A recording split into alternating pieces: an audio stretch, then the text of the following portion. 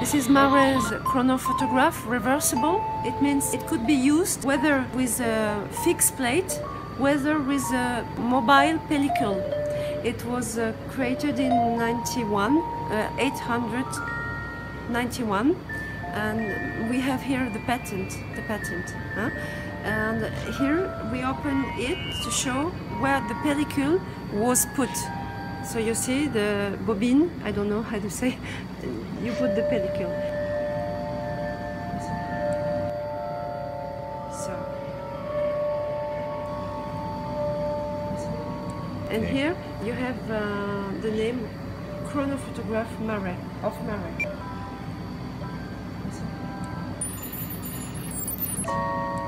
And you can...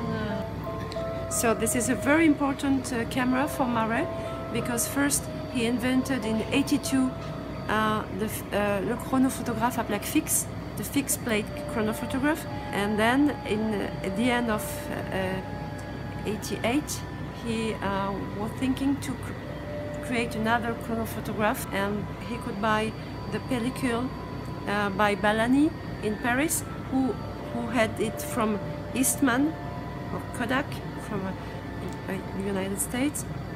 And he was one of the first to have bought this pellicule, and he could understand suddenly the potential of such an invention. So this is a historical camera.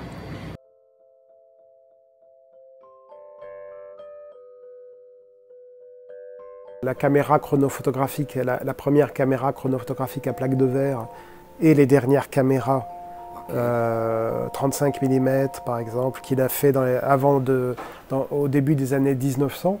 Je pense qu'il y a plus d'une dizaine d'appareils qui ont été faits, en tout cas entre 1882 et 1904. Maret, pour moi, est peut-être le véritable créateur de la technique cinématographique. Pourquoi? Parce qu'à partir de 1889, il commence sa filmographie, c'est-à-dire qu'il commence à faire des films avec une caméra qui fonctionne bien pour l'époque. Et en fait, il est le fondateur, pour moi, du principe de la technique cinématographique. C'est-à-dire que c'est lui qui détermine le fait suivant